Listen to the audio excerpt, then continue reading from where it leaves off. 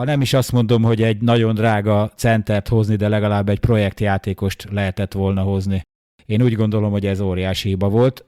Azt is mondhatnám, hogy 19-re lapot húztunk, vagy hát lapot húzott a döntéshozó, és hát nem alsó jött, hanem egy 8-as került a kezébe, és így ezt a nagy lehetőséget, mert én szerintem ez egy óriási lehetőség volt ez a Bajnokok Ligája első selejtezőkör, mert innen tovább megyünk, akkor jelentősen megnőttek volna az esélyeink valamelyik nemzetközi kupa főtáblájára.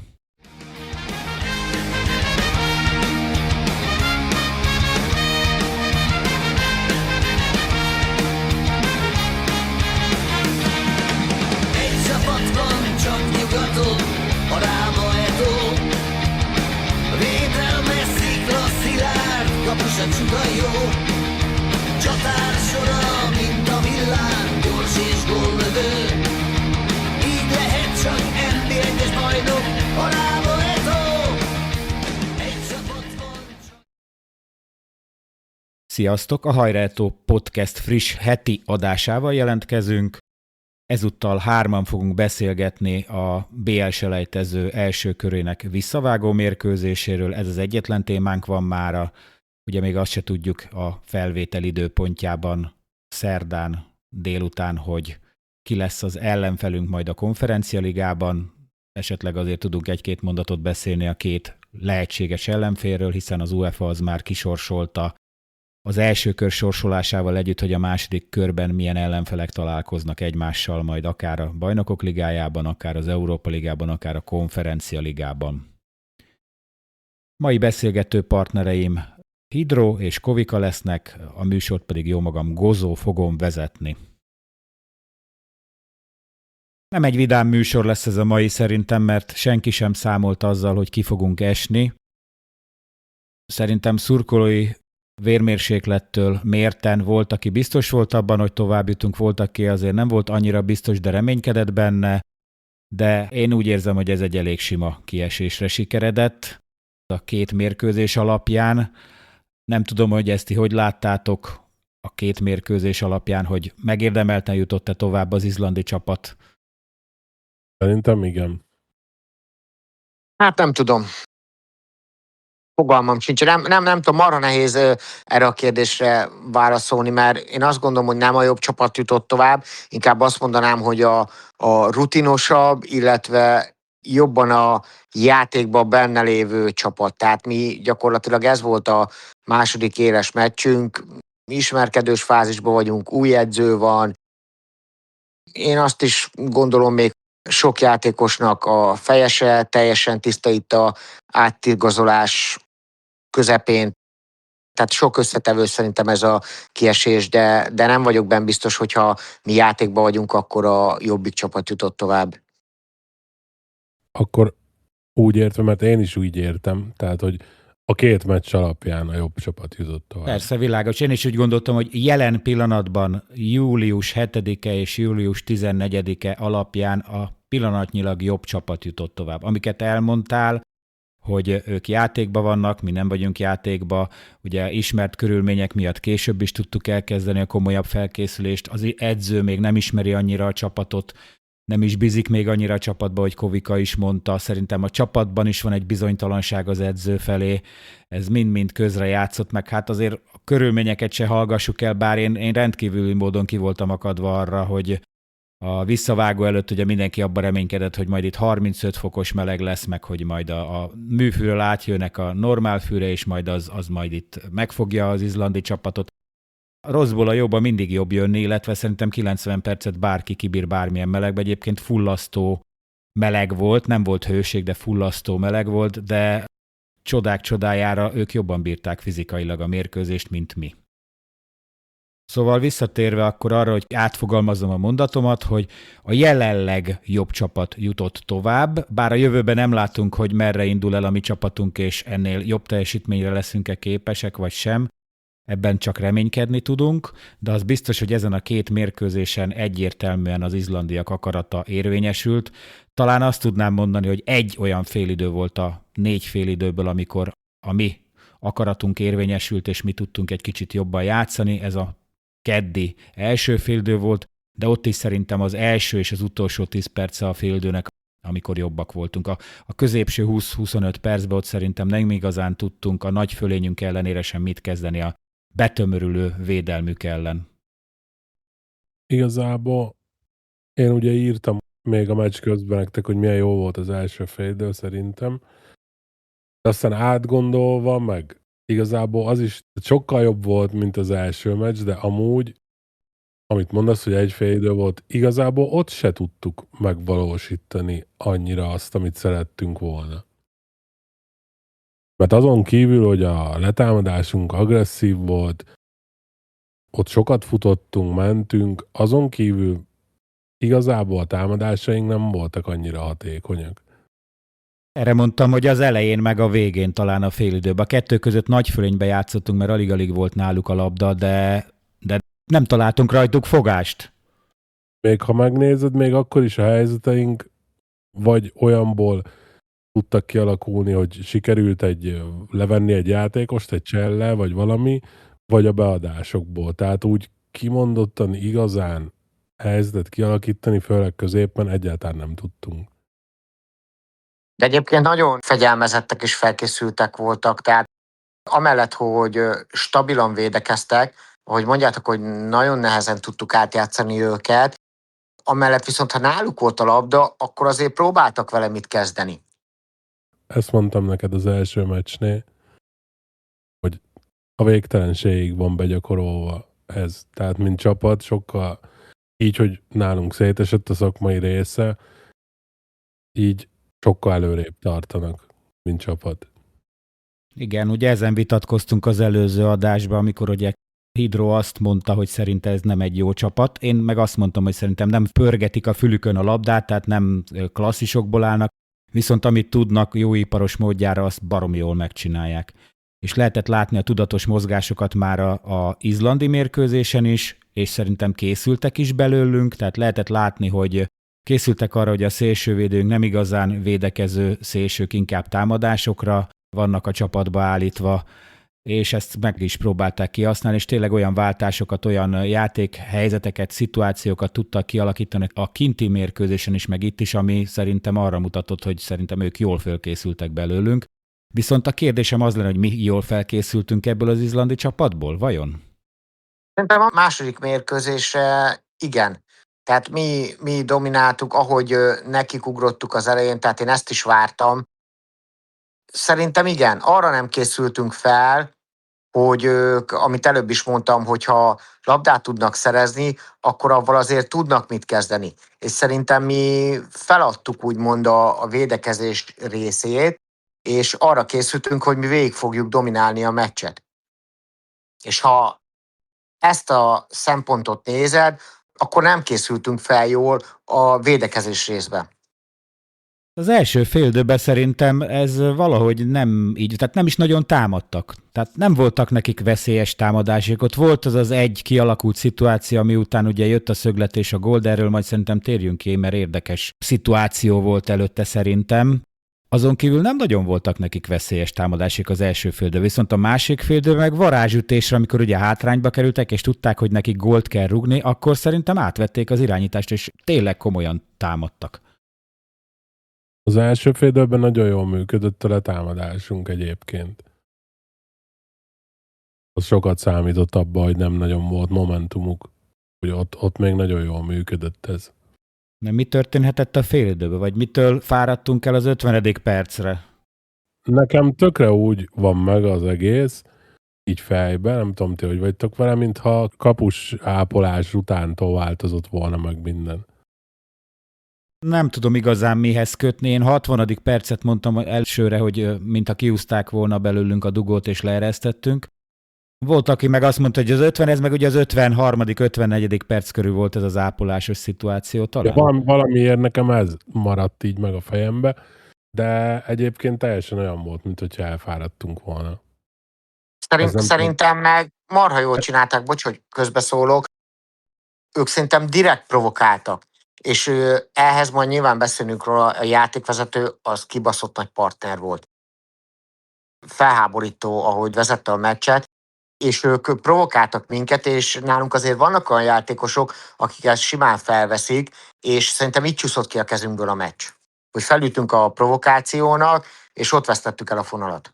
Pont arra akartam kitérni, hogy amit mondasz, hogy a fáradtság után azt akartam mondani, hogy nem feltétlen fizikai ez, tehát savasodásos, rendes fáradtság, ez lehet akár mentális is, hogy elcsúszik valami fejbe, és akkor utána már nem megy úgy a dolog, és egyetértek egyébként a provokációval, meg hogy látták, hogy ez működik is, és én amúgy rohadt mérges voltam a kapusuk fetrengésénél is, mert mondtam is, hogy mondom, ezért ti is tudjátok 1000 vagy több ezer foci meccset láttatok, nyilván szándékosan fetrengett 5 percet, tehát az alatt pont tudtak pihenni, mi pont nem tudtuk ugye a ritmusunkat továbbvinni, pont tudtak inni, nagyon jól tudták, hogy hiába lesz 6 perc a kapus ápolása, nem fog annyit ráhúzni csak emiatt.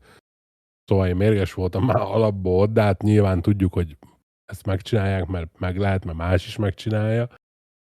De nálam az volt így egy ilyen fordulópont, és igen, egy csomó helyzet volt a Gavrics sárga alapja reklamálásért, ott látszott is, hogy azt magyarázta a Sporinak, nem azt vitatta ő, hogy szabálytalankodott, hanem hogy ugyanilyen faulatot követtek el ellene, amit mondasz Zoli, hogy térjünk ki rá a góljuk előtt, pontosan ugyanolyan faulatot engedett tovább a Spori, mint amit ott lefújt a Gavricsnak. Igen. És ezzel nem azt akarjuk mondani, hogy szabályos volt Gavrics megmozdulása. Nem. Szerintem ő se azt reklamálta. Persze. Azt magyarázta, hogy tesó, ugyanez volt a túloldalon, és azt meg elengedted. Nyilván tudjuk, hogy ezt nem kell, meg nem kell hülyeséges sárgalapot kapni, blabla, ez mindenki tudja, ezt nem akarok rá kitérni. De igen, tehát hogy a hidró felvetésre reagálva felültünk amúgy igen ennek a provokációnak. Meg a Spori hülyeségeinek is. Én nem nevezném egyébként ezt provokációnak. Ők azt játszották, amit a játékvezető megengedett. Megengedte, hogy vissza lehetett húzni, alá lehetett rugni a másiknak, el lehetett nyomni testtel, vállal, mondjuk azt szerintem nemzetközi szinten az elfogadott. Ugye G állandóan azért feküdt, nem azért, mert szabálytalanok voltak vele szemben, hanem mert simán elnyomták. De azért volt ott jó pár szabálytalanság, amit nem fújtak le, és szerintem azon pipultunk be. És ott elment a cérna teljesen. És ugye szerintem az is, ahogy mondtad ott a kapusnak az ápolásánál, teljesen nyilvánvaló volt, hogy ő folytatni fogja a játékot. Persze, hát látszott a visszajátszásból, hogy semmi komoly dolog nem történt ott. Pont olyan helyen fogta a lábát, ahol hozzá se értek, tehát ütköztek, ennyi. Tehát egy vétlen ütközés volt egyébként. Persze. De ezt nem lehet felróni nekik, hát 1000-szer láttuk ezt. Pontosan ezt akartam mondani, hogy ezt mi is megcsinálnánk hasonló szituációban, hogyha mi állnánk továbbjutásra esetleg, vagy hogyha mi akarnánk kizökkenteni az ellenfél csapatát. Ezért nem mondanám ezt provokációnak. Itt szerintem a legfőbb ludas ebben az egészben a játékvezető volt. És akkor szerintem át is térhetünk a játékvezetői tevékenységre, mert az első pillanattól kezdve engedte nekik az időhúzást. Én nem tudom, hogy ez az új szabály, amikor számol a bedobásnál, meg a kirúgásnál, ezt hogyan kellene elvégezni, de látványosan mindig későn kezdett el számolni, pedig teljesen nyilvánvaló volt, hogy nem akarják időben elvégezni, ők meg fölkészültek erre, és tudták, hogy majd elszámol 3-ig, és akkor majd elvégzem a bedobást. Tehát utaztak erre, szintisztán lehetett látni. És engedte a játékvezető. Nagyon-nagyon-nagyon rossz felfogásba vezette a meccset egyébként. Tehát ez, hogy engedte, amit mondasz, de nem mindig. Tehát ez már felborítja. Tehát amikor azt mondta, hogy jó, ezt elengedte végül is, persze, hadd menjen, nem volt, de aztán legközelebb meg lefújta, szóval szerintem nagyon rossz felfogásba vezette, és arra meg külön térjünk ki, hogy a góljuk előtt az meg nem is értem. Igen. Tehát az tényleg az nem egy vitatható, tehát azt nem tudom felfogni, hogy ott ment tovább a játék. Annyit akartam ehhez hozzátenni, hogy ugye vannak olyan játékvezetők, akik itt húzzák meg a falthatárt, vannak, akik ott húzzák meg a falthatárt, ez teljesen változatos, de hogyha egységesen húzza meg az egész mérkőzés során mind a két csapat számára, akkor tud hozzá alkalmazkodni mindkét csapat. De amit mondtál, hogy össze-vissza egyszer lefújom, egyszer nem, ez szerintem elfogadhatatlan. Tehát ez nem volt egy nemzetközi szintű játékvezetés. És akkor beszéljünk az első izlandi gól előtti szituációról. Tehát gyakorlatilag ott passzolgattunk hátul, ugye ők letámadtak minket, ott elég zűrzavaros helyzet alakult ki, de úgy látszott, hogy ki tudjuk hozni a labdát. Először Vitális hozták vissza a vállánál fogva, ő még tovább tudta pöckölni a labdát, de már csimbe kapta a Gavrics, aki ki tudott fordulni a labdával, és egyértelműen alárugott a izlandi védő. Tehát ott egyértelműen Gavricsot talált el. És abból szerezték meg a labdát, amiből ugye kitört volna a csatár. Először még Rajmi követett el egy faltot a félpálya közepén, ami biztos, hogy sárgás volt egyébként, de az előző kettőből is lehetett volna akkor sárgát adni. Majd utána, mivel ez nem állította meg az izlandiakat, a 16-os vonalánál Singer nem tudott más csinálni, mint hogy fölrúgta a kilépő csatárt, és ugye mivel a 16-oson kívül volt, teszem hozzá szerintem a mi szerencsétlenségünkre, ezért szabadrugást kaptak, amit ugye kapura is lőtt volna Sigurdsson, de kifejelte a labdát Rajmi, és abból lett az a szöglet, amiből gólt kaptunk. Azért mondom, hogy szerencsétlenségünkre nem lett büntető, mert minden híresztelés ellenére a kinti mérkőzésen is volt VAR, és itt is volt VAR. Például Domi a mai blogjában azt írta, hogy szerintem nem volt VAR, szerintem volt VAR. Egyébként a jegyzőkönyvben be is van jegyezve a VAR asszisztens és a VAR játékvezető neve, illetve több esetben megállt és hallgatott a fülére, hogy mi a helyes ítélet. Ha ez 11-es lett volna, akkor vissza kellett volna nekik pörgetniük a labdaszerzésig az akciót, hiszen ez úgy szól a VAR szabályzat, hogy a labdaszerzésig kell visszakövetni a játékot, és akkor egyértelműen be kellett volna nekik fújniuk akár Vitális, akár Gavrics elleni faltot. De hát ez nem történt meg. Elképesztő. Nem tudok mást mondani rá, tehát annyira sima, tiszta szabálytalanság volt. Még a Vituét el is nézte, de a Gavricsét, hogy nem értem. Egyébként visszatérve csak egy pillanatra erre a számolásra, amit a Gozon mondott, nem minden esetben számolt. Tehát több szabadrugásnál is, ami akár felérte egy kapuskirúgással, nem számolt, direkt figyeltem. Mintha a szabadrugásnál nem kellene számolni, a bedobásnál kell, szerintem meg kirúgásnál, ha jól emlékszem a szabályra, de majd javítsatok ki a üzenőfalon, hogyha nem jól tudom, de én úgy tudom, hogy szabadrugásnál nem kell neki. Igen, azt hiszem, igen. Ja, csak fura volt, de abban is egyetértek, hogy tényleg ez a számolás, ez semmi értelme nincsen, mert mire elkezd számolni, addig tök sok idő eltelik, tehát semmit nem gyorsítanak a játékon, mert sokára kezd el számolni. Biztos, hogy nem egy másodperc, ahogy számol, mert kurva lassan számol, tehát igazából ebben a szabálya adtak egy pofont a semminek, mert nem látom értelmét. Hát szubjektív teljesen, mert hogy alkalmazza a játékvezető. Ennyi múlik. Hogy ha rosszul alkalmazza, nem számol rendesen, akkor ez történik. Mindegy, nem akarom a játékvezetőre fogni, mert szerintem nem a játékvezetőn múlt az, hogy mi nem jutottunk tovább. Egy összetevője volt. De egy összetevője volt, persze. És azt is el kell mondani, hogy attól még nekünk nem kellett volna a szöglet után gólt kapnunk.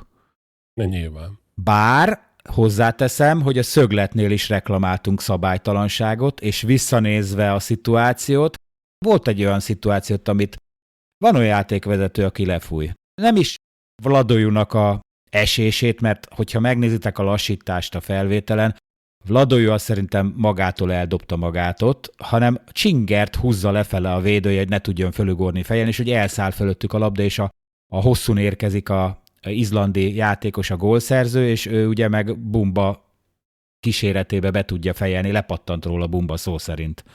Tehát fizikai fölénybe voltak, testfelépítésileg, meg hát szerintem fizikai állapotukban is jobbak voltak ezek az izlandiak. De azt még egyszer kihangsúlyozom, attól még, hogy ott a félpályánál így elveszítettük a labdát, a szögletből nem szabadott volna gólt kapnunk.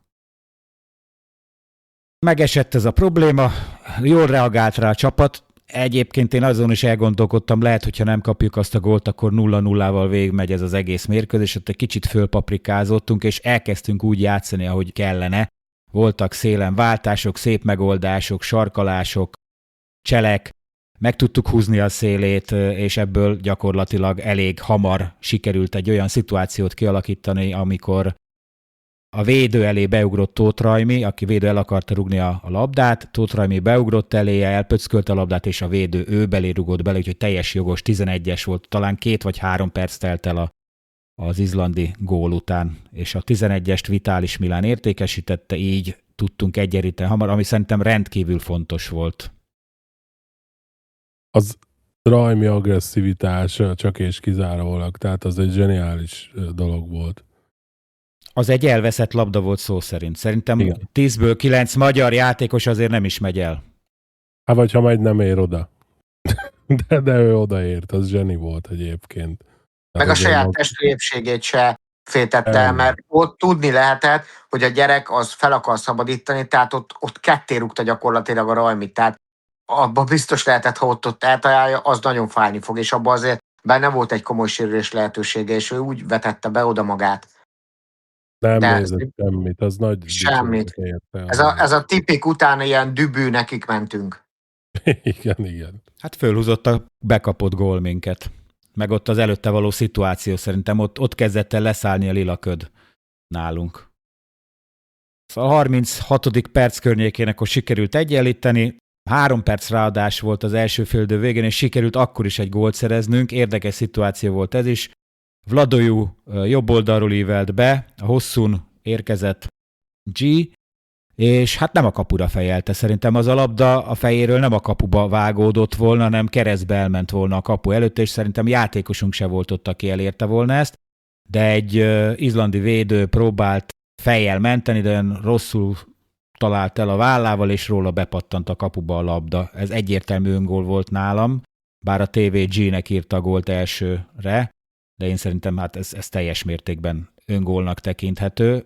Még ha szerencsés is, de megérdemelt, mert szerintem azokban a percekben azért nyomtunk és próbáltunk előnyt szerezni. Úgyhogy a félidőre úgy tudtunk menni, hogy előnybe vagyunk. Én azt mondtam ott a szurkolótársaknak a lelátón, hogy ez egy jó alap, nem szabad gólt kapnunk többet, és egyet csak rá tudunk rugni, ha nem, akkor meg majd a hosszabbításba, és akkor tovább tudunk menni. De hát sajnos a második félidő az nem így folytatódott. Mi a véleményetek egyébként a G-féle szituációról a gólnál? Szerintem érdemes lenne Juáreznek elgondolkozni, hogy lehet, hogy megtaláltuk az új belső védőnket, mert gyönyörű szép tisztázás volt. Tehát védőket megszégyenítő módon fejelte ki a gólvonalról a labdát. Tehát ez katasztrófa, komolyan. Tehát onnan, hogyha becsukom a szemem is, kaput találok. Ő gyakorlatilag felszabadított, az volt a szerencséje, hogy az a szerencsétlen pont belefutott a labdába. Tehát ez azért nehezebb volt onnan azt úgy megfejelni. Felért egy tisztázással nálam. De ő próbálkozott már ezzel, nem? Ez az öngól sztorival, mert előtte is lábon fejelte az egyik védőt. Igen, azért mondom, hogy lehet, hogy lehet, hogy direkt egy öngólt akart?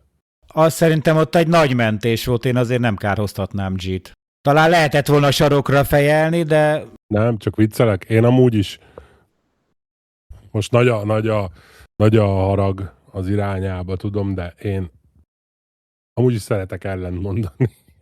De én amúgy is sajnáltam, meg sajnálom is, tehát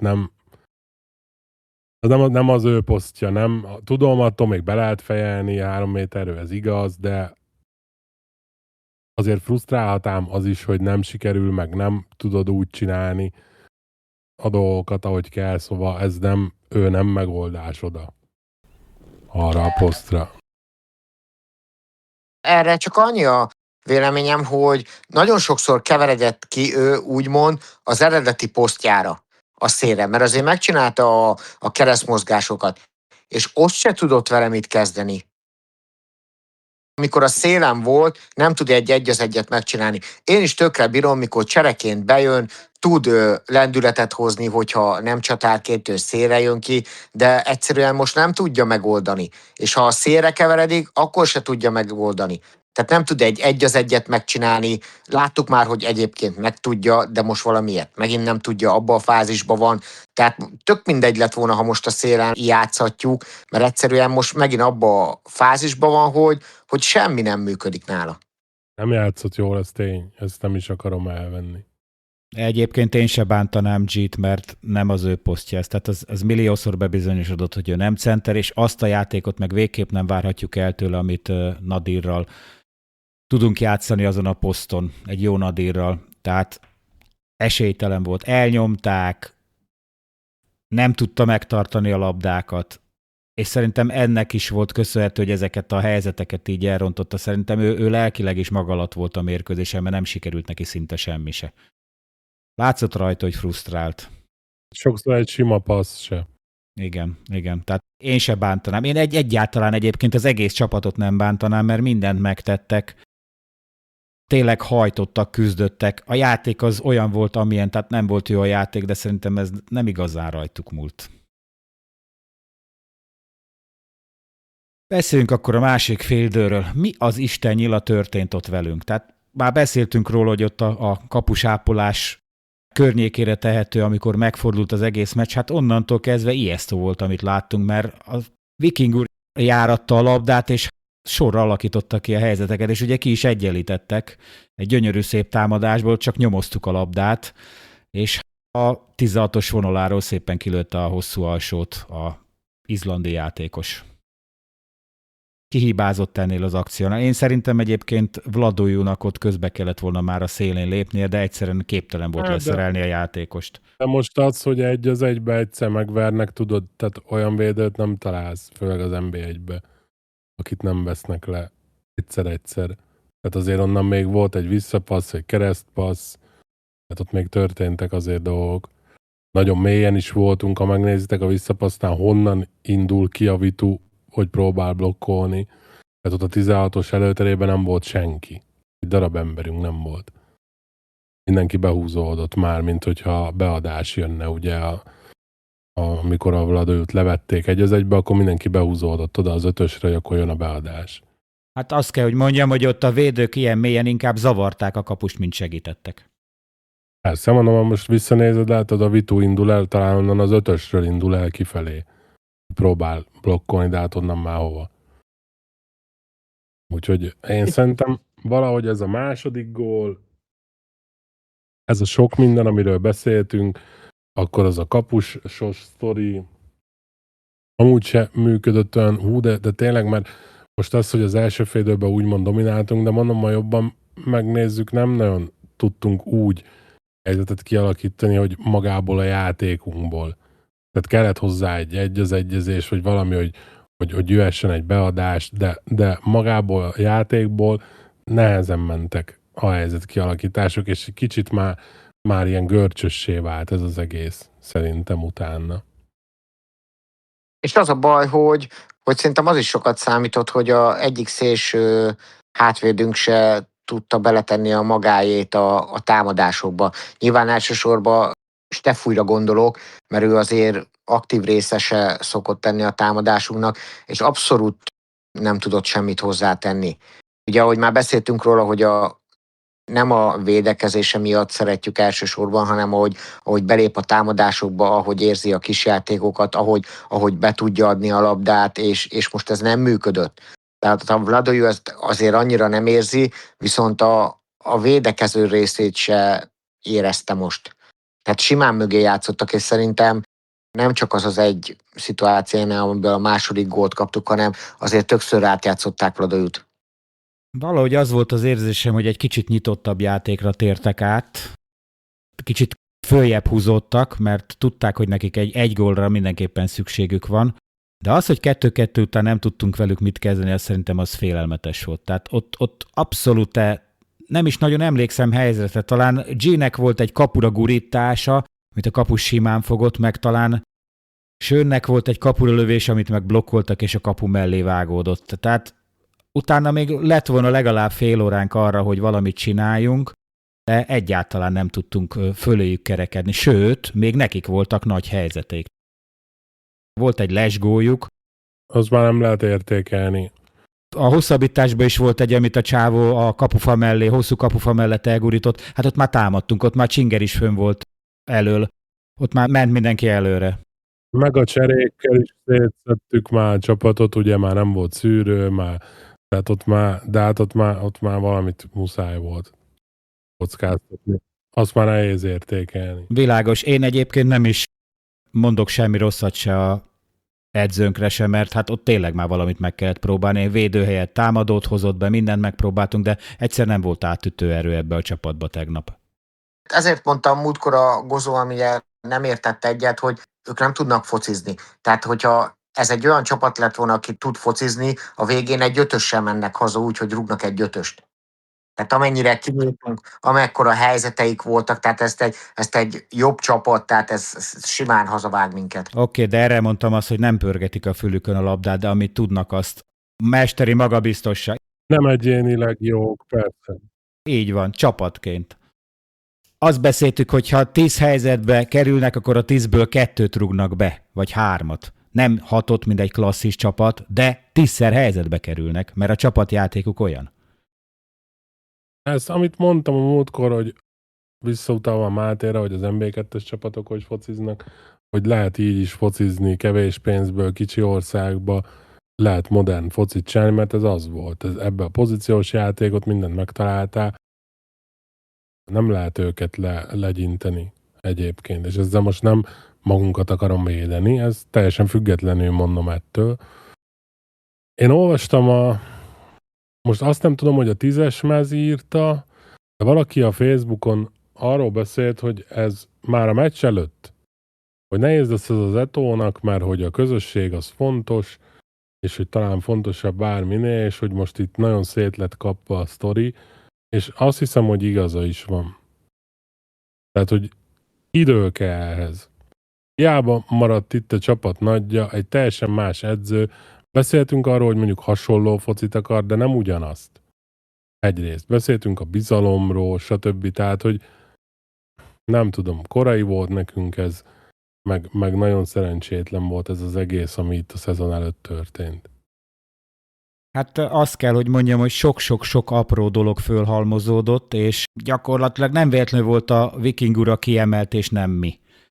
Nagy nemzetközi tapasztalattal voltak már főtáblán is, mi meg most kezdtük ezt a iparágat, és éppen ezért ezt el kell mondanom, mert szerintem ez abszolút vérlázító, amit a fradista szurkolók művelnek. Ugye gyakorlatilag megint előjött az, hogy ezért nyerette meg velünk az MLS a bajnokságot, ez egyáltalán nem igaz, hogy az MLS nyerette meg velünk a bajnokságot. Abban már több rációt látok, hogyha azt mondja, hogy ők bukták el ezt a bajnokságot, és nem mi nyertük meg, bár szerintem akkor is kellettünk hozzá, hogy mi megnyerjük. De hogyha a papírformát nézzük, akkor valóban ők azért erősebbek voltak tavaly is nálunk, de ezt nem tudták érvényre juttatni. Tehát őket is beárazza ez a kiesés, nem csak minket. És ne felejtsük el, 2023 nyarán, és most csak egyetlen egy eredményt mondok el, a Klassvik ellen kint 0-0-át játszottak, itthon meg 3-0-ra kaptak ki hazai pályán, és a BL selejtező első körében úgy estek ki, hogy előtte már hosszú-hosszú éveken keresztül föltőkésítette őket a magyar adófizetők pénzéből az állam. De tudnánk több ilyen csapatot is mondani, akik ellen kizuhantak az elején. Én készültem.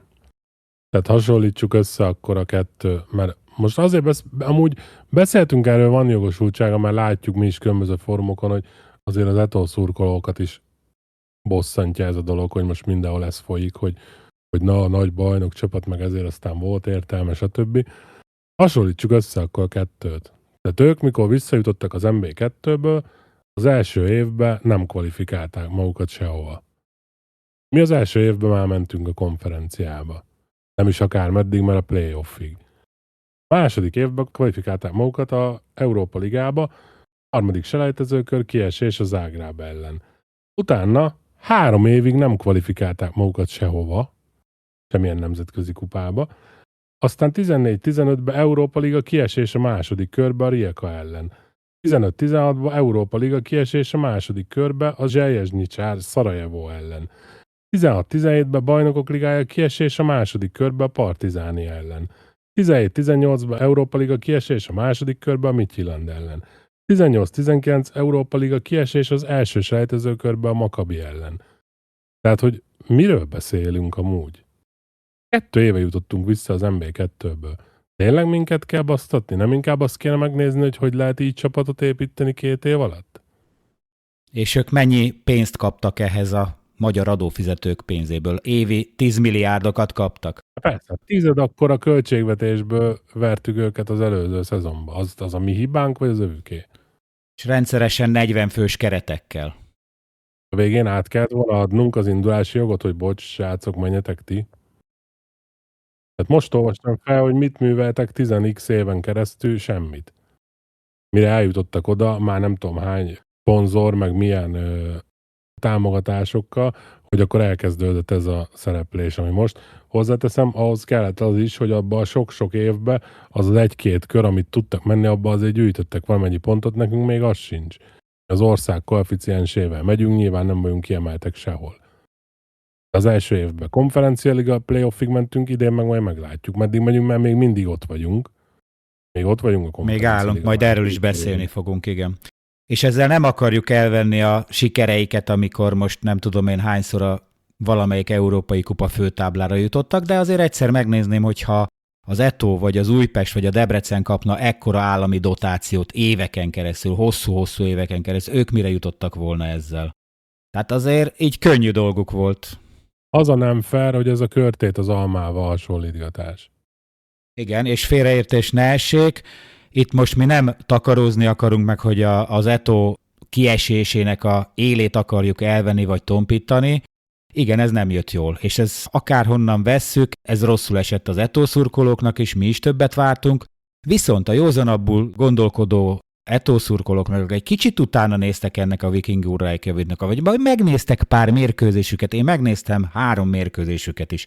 Az nem gondolta, hogy ez egy egyszerű továbbjutás lesz, és hogy alapból a magyar bajnok az jobb az izlandi bajnok csapatnál, még akkor se, hogyha a mi transfermárt értékünk körülbelül az 5-szöröse az övékének.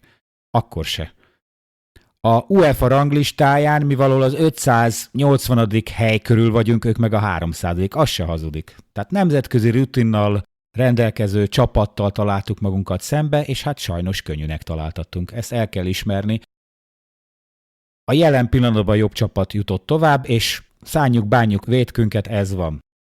Nekünk úgyse a Bajnokok Ligája lett volna a fő cél, pontosabban biztos, hogy örültünk volna, hogy oda bejutottunk volna, hanem inkább azt fogalmaztuk meg célnak, hogy nagyon jó lenne, hogyha valamilyen főtáblára feljutnánk, és ennek a lehetősége még nem zárult le, hiszen a Bajnokok Ligája első köréből kieső csapatok, azok automatikusan a Konferencia Liga második selejtező körébe, és annak is a bajnoki ágára kerülnek át. Tehát magyarán majd ki fogok rakni egy ábrát, egy nagyon bonyolult folyamatábrát, hogy hogyan lehet még eljutni esetleg a Konferencia Liga főtáblájára, de azt hozzáteszem, hogy most már nincsen rontási lehetőségünk, tehát nem fogunk tudni javítani.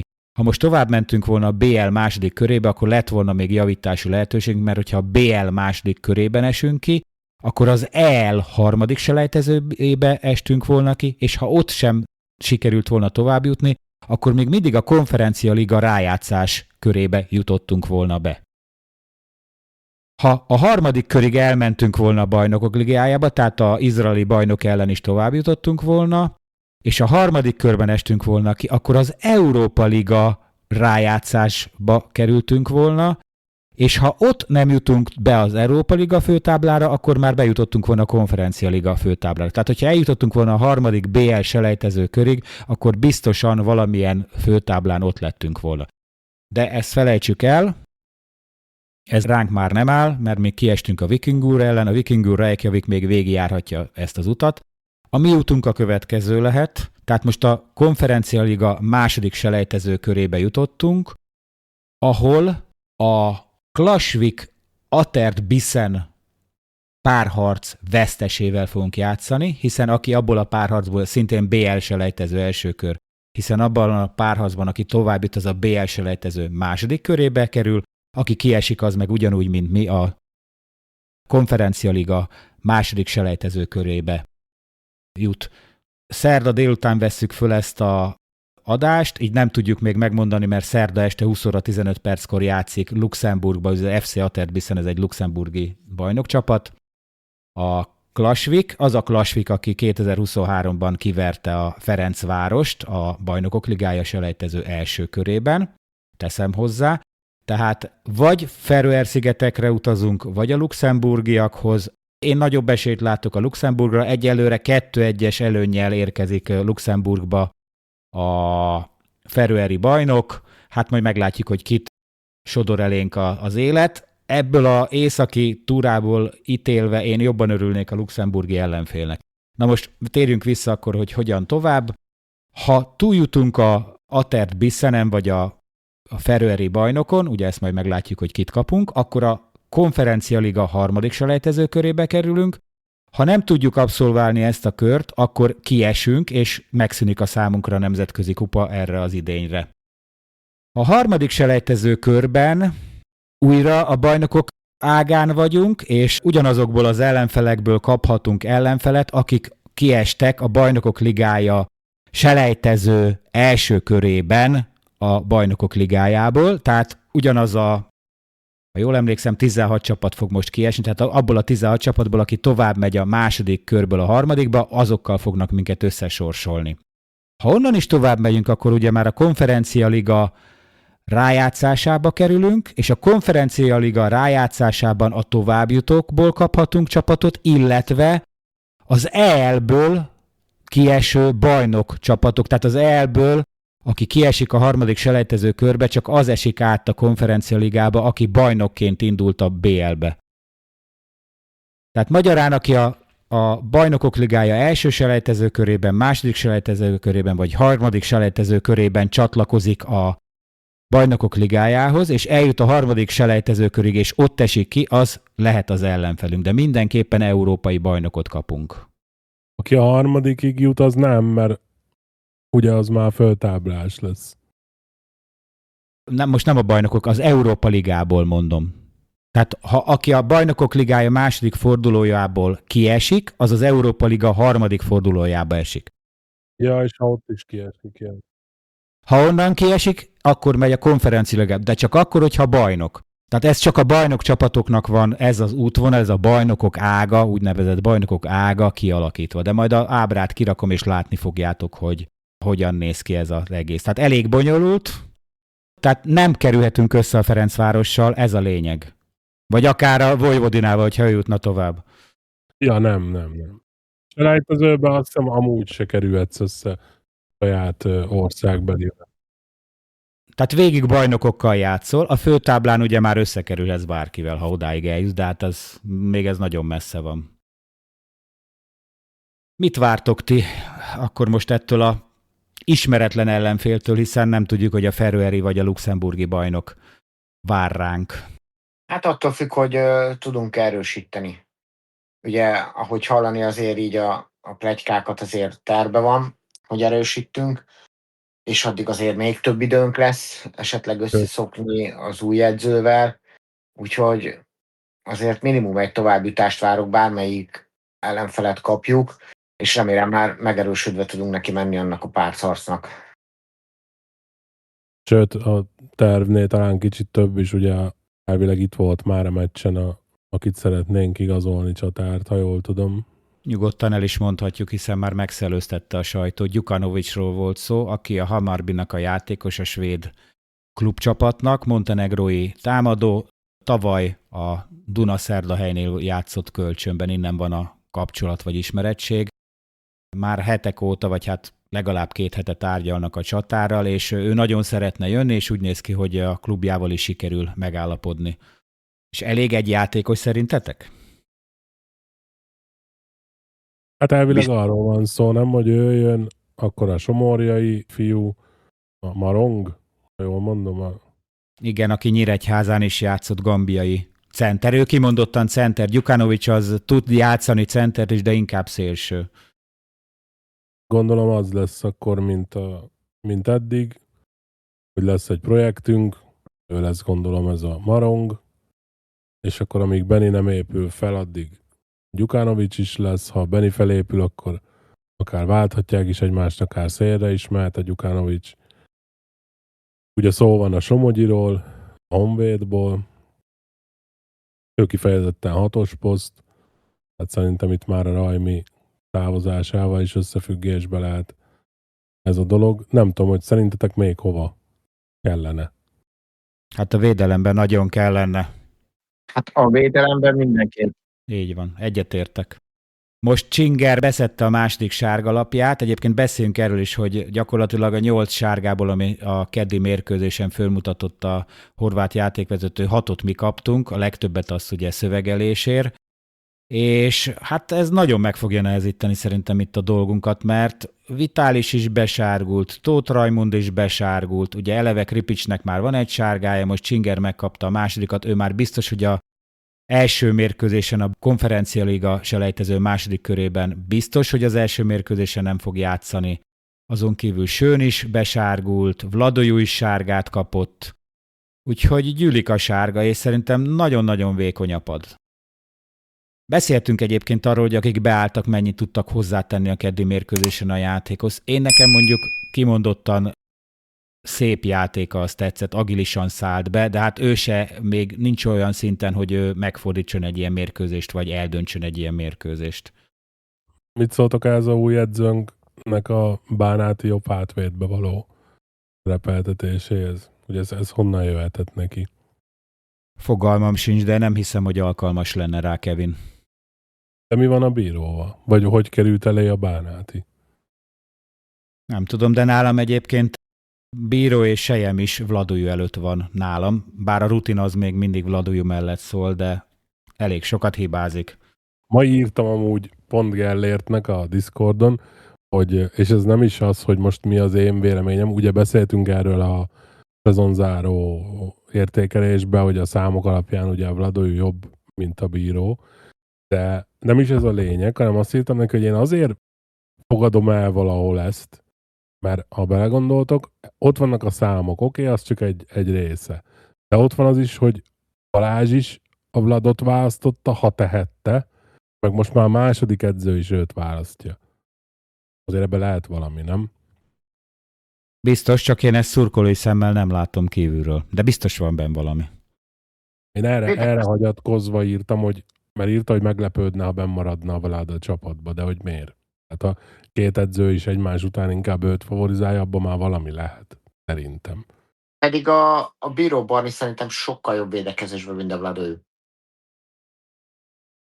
És támadásba se sokkal nehezebb túlszárnyalni őt, úgyhogy én egyébként nem értem. Tehát mikor ide került hozzánk, akkor azt mondtam, hogy kurva jó, meg jól is csatlakozott a csapathoz. Én most már jó régóta nem láttam tőle egy elfogadható teljesítményt, és Bíró Barni azért a védekezés részét szerintem sokkal jobban megoldja, mint a Vlad. Ez is fontos, hogy kívülről mi hogy látjuk, csak én ezért voltam hajlamos, vagy vagyok hajlamos elfogadni, mert hogyha a számok is, meg két edző is őt választja, akkor valami gondolom lehet. Ráadásul a mostani edzőnk még elé helyezett egy olyan játékost is, aki életében nem volt jobb hátvéd. Akár egyéni szimpátia is lehet. Ez azért is fura, mert ha belegondoltok, bár ez már messzire visz, de ugye majd el kell kezdenünk gondolkodni azon is, hogy az NB1-be hogy állunk fel. Mert most még nem kell gondolkodni ugyanúgy közikupába. Másfél hetünk van.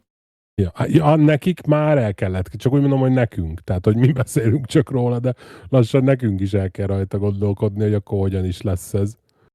Mert most a nemzetközi kupába azt rak be, akit akar, de hogyha ő most ennyire eltüntette úgymond a Bíró Barnit, akkor ott az hogy lesz az a poszt? Vagy akkor hogy jövünk ki? Vagy most arról például tudunk már valamit, hogy akkor most tényleg nem számít most már majd magyarnak a Bumba meg A Bumba az magyarnak számíthat, mert ő lehet válogatott. Ja, igen, bocsánat, a Kripics.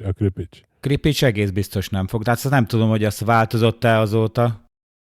Hát az már fix, az hivatalos, amit azon nincs változás, az így van, ahogy mondták, hogy akkor ez kuka.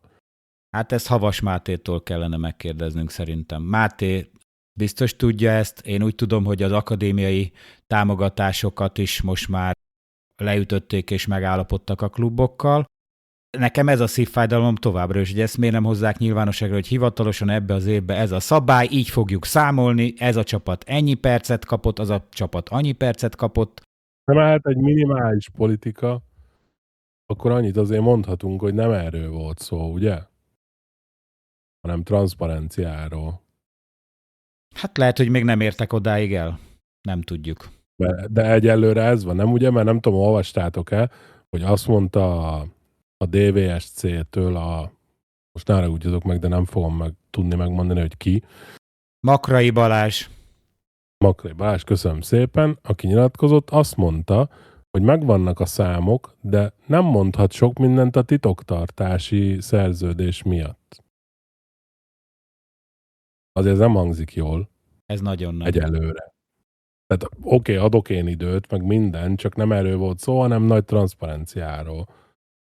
Azért ezt érdemes megemlíteni szerintem. Akkor is, ha azt mondjuk, hogy oké, még ne vonjunk le végleges, még lehet később nyilvános, vagy valami, de most ez fura azért, hogy a kezdetekben semmi nem nyilvános. Se a tévépénzt nem tudjuk, semmit nem tudunk. Ugyanúgy, mint eddig. Hát figyelj, ha már aláírattak egy ilyen papírt velük, akkor az már igencsak véglegesnek tűnik erre az évre. Persze föl lehet oldani, de a szándék az szerintem az még mindig nem az, hogy átlátható legyenek ezek a dolgok. És ez nem jó. Tehát nem akarok, tudom, hogy nem politizálunk, nem akarok úgy, csak ami ide kap, tehát tényleg csak ami a sporthoz kapcsolódik, az volt az ígéret, hogy transzparencia. Tehát egyelőre ez nem afelé megy. Hát erre még várnunk kell.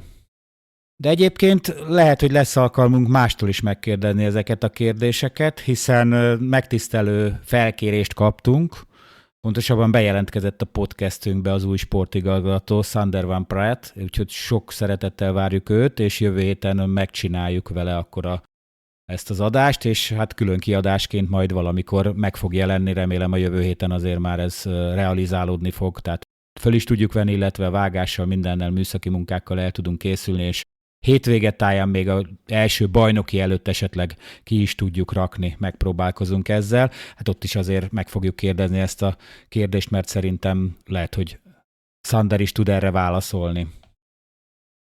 Még egy dolgot föl akartam vetni, hogy szerintetek minek az eredménye volt ez a kiesés. Ugye beszéltünk róla, hogy sok-sok apró dolog összegyűlt, de hogyha egy nagy indokot tudnátok mondani, én tudok egy nagy indokot mondani, és szerintem az Eto szurkolóknak a nagy része ezzel egyetért. Én szerintem a center hiány az nagyon-nagyon megütötte ezt a csapatot. Nem mondom azt, hogy ha Benny nem sérült volna le, vagy ha már itt lenne az a center, akit ugye le akarunk igazolni, akkor biztos tovább jutottunk volna, de szerintem egészen más játékot tudtunk volna játszani. És én itt azért elmarasztalnám a klubnak a vezetését, mert ha Benny sérülése váratlanul is jött, de azért március elején csak eladtuk már Piscsúrt, és az ő pótlásáról azért csak kellett volna már gondolkodni ez alatt a 3-4 hónap alatt, ami eltelt ugye június elejéig. Ha nem is azt mondom, hogy egy nagyon drága centert hozni, de legalább egy projektjátékost lehetett volna hozni. Én úgy gondolom, hogy ez óriási hiba volt. Azt is mondhatnám, hogy 19-re lapot húztunk, vagy hát lapot húzott a döntéshozó, és hát nem alsó jött, hanem egy 8-as került a kezébe, és így ezt a nagy lehetőséget, mert én szerintem ez egy óriási lehetőség volt ez a Bajnokok Ligája első selejtezőkör, mert innen tovább megyünk, akkor jelentősen megnőttek volna az esélyeink valamelyik nemzetközi kupa főtáblájára. Hát én azt mondom, hogy először is egyetértek a center dologgal, meg is hajoltam már a Peti előtt, mert lehet, hogy hamarabb is írtam, nem tudom, nekem így a Petitől van meg, amikor leírta ezt konkrétan, hogy ha nem lesz center, nem jutunk tovább, nem tudom, emlékeztek rá. Én már előtte meghajoltam emiatt személyesen. Azt gondolom, nálam fele-fele. Nálam egyik fele a center, másik fele a szakmai vonal széthullása. Itt a bajnoki cím után, mert azért a két feje ment el ennek a projektnek.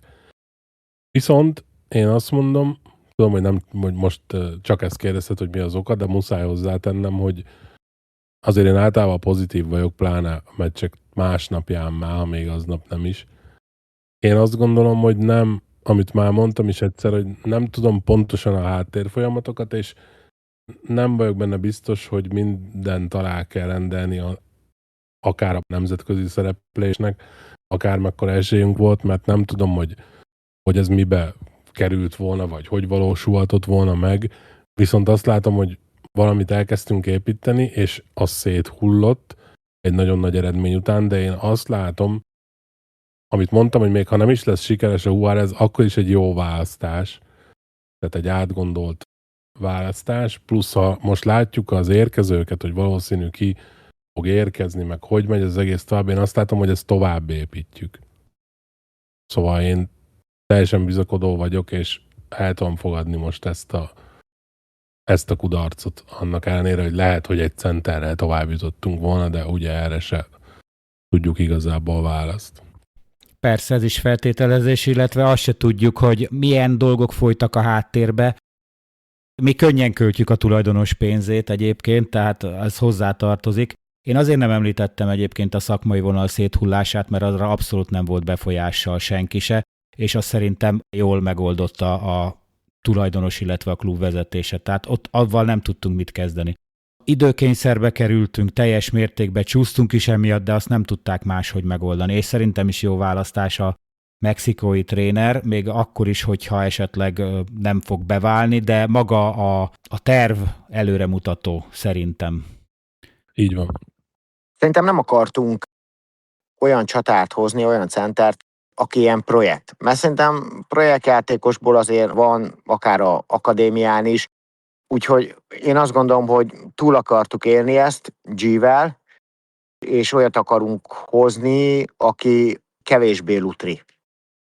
Én biztos vagyok benne, hogy ez van, és egyébként nem bánom, hogy nem mentünk bele egy olyan játékosba, aki mondjuk 200k-ért idehoztunk volna, aztán lehet, hogy még annyit se tud, mint mondja akadémiáról berakna egy csatát, akkor várjunk és hozzunk olyat, aki nagyobb valószínűséggel már tett le az asztalra, vagy be fog válni.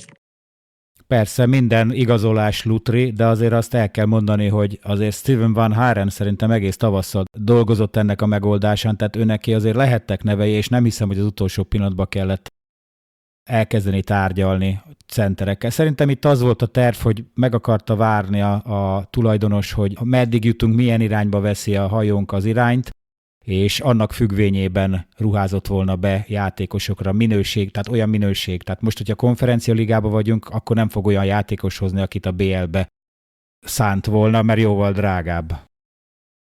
Hát de most ennek meg ellentmond a Gyukanovics példája, nem? Ő nem lesz olcsó, 1, 2 remek adottságokkal rendelkezik, akár a maga a játéktudása, vagy a potenciál benne, akár az életkora, minden, szóval nálam azért ő egy elég extra igazolás, ha összejön. Oké, de ő meg akkor került képbe, amikor Benny megsérült. Tehát én szerintem itt 1000-rel számoltak azzal, hogy Benny játszani fog az első selejtezőkörnek, legalább a második mérkőzésén. Vagy akkor került képbe, vagy pedig akkor szökött akkorára már a elégedetlenkedés, meg a mindenféle bejegyzések itt-ott a Facebookon, meg hozzászólások, hogy akkor szivárogtatták meg egy kicsit, hogy azért valamit halljunk, nem? Nem így ismerem az Eto'o kommunikációját. Én nem gondolom, hogy bármiféle befolyás van arra, hogy most itt az emberek mennyire háborognak. Szerintem ez kurvára nem érdekel senkit, hogy mennyire háborognak. Nem azért fognak valamit szivárogtatni, vagy akár bejelenteni, mert most elégedetlenek az emberek. Elképzelhető ez a variáció is, de mondom, én nekem fix a ideám, hogy Bennyvel nagyon számoltak itt a selejtezőkör második mérkőzésére, első selejtezőkör második mérkőzésére, illetve szerintem nem volt képben ő, tehát Gyukanovics az szerintem később került képbe, mint ahogy gondolnak, tehát nem a felkészülés elején, és ezt szóvá is tette egyébként a visszavágó selejtező mérkőzés után Efra is, hogy hát gyakorlatilag center nélkül nem lehet ezt a futballt játszani, és ő neki nagyon szüksége van egy centerre, illetve azt is látja, hogy a padról nincs minőség, akit be tudna hozni. Ez látszott szerintem azért a keddi mérkőzésen. Nem leszólva a fiatalokat, mert a fiatalok lehet, hogy az NB1-be kiválóan helyt fognak állni, de szerintem nekik ez még sok. Egy ilyen szintű mérkőzés. Ilyen szempontból viszont le a kalappal előtte, szerintem az Efra előtt, hogy bátran beszórta őket.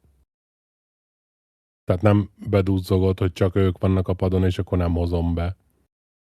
Tovább akart jutni. Tudta, hogy valamit változtatni kell, hozta be az embereket. Most attól még, hogy ő nincs azon a szinten, hogy egy BL selejtezőt biztosan megfordítson, de akár rúghatott volna gólt bármelyik. Nem úgy mondom, hogy véletlenül, de rúghatott volna gólt. Mondom, hogy lehetett volna egy olyan hisztis reakció is, tudod, hogy nem cserélek. Vagy behozom csak a nem tudom kit, de ő behozta a Szép Marcit is, a Huszárt is. Hát összefoglalva én se a csapatra, se az edzőstábra nem tudok haragudni ezért a kiesésért. Amit elmondtam, hogy én azért látok egy kis felelősséget a menedzsment részéről, hogy a center poszt az nem lett megoldva, illetve hát azért jobban kellene vastagítani ezt a keretet, mert nagyon vékony. Tehát ha ne adj Isten oda jutnánk egy valamilyen főtáblára, akkor biztos vagyok benne egyébként, hogy többet igazolnánk, de hát ez nagyon, nagyon vékony. De még talán az NB1-re is lehet, hogy kevés lesz eltiltásokkal, sérülésekkel, egyebekkel együtt. Mai nap szerintem nem választunk mérkőzés legjobbját, nem tudom, mi a véleményetek erről. Én nem is nagyon tudnék mondani olyan embert, akit most ki lehetne emelni. Csapat küzdött, hajtott, de olyan kimagasló teljesítmény szerintem nem volt a pályán. Ez most elmarad. Ugye azt nem tudjuk, hogy kivel fogunk jövő héten csütörtökön összecsapni, az nagy valószínűséggel idegenbeli mérkőzés lesz, vagy a Feröer-szigeteki Klassvikkal, vagy a luxemburgi Atert Bissen csapatával. Ezt majd meglátjuk, tehát így nem is tudunk beszélni arról, hogy milyen taktika lenne az üdvösség, illetve nem is igazán érdemes bemutatni egyik csapatot sem, mert nem tudjuk, hogy melyik lesz az ellenfelünk. Akkor jövő héten várhattok egy külön kiadást is, ezt elmondtam. Ha tetszett az adás, akkor lájkoljátok, a hypolás is rendelkezésre áll. Kövessetek minket az Instagramon, a TikTokon és a Facebookon. Szerintem a Facebookra ki fogjuk rakni ezt az ágrajzot is, hogy meglegyen ott is, hogy láthassátok, hogy milyen út vár még ránk a nemzetközi kupában, milyen lehetőségeink vannak. Ha támogatnátok a podcast munkáját, akkor megtehetitek a szuper köszönet segítségével, ami a YouTube-nak egy beépített funkciója. Itt a videó alatt található gomb megnyomása után följön egy felület, ahol ti tudtok beírni egy összeget, amivel a munkánkat támogatnátok.